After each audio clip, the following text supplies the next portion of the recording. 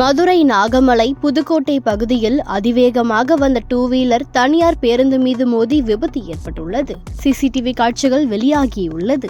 Madurai NGO colony பகுதியைச் சேர்ந்தவர் 20 வயதான துரையரசன்.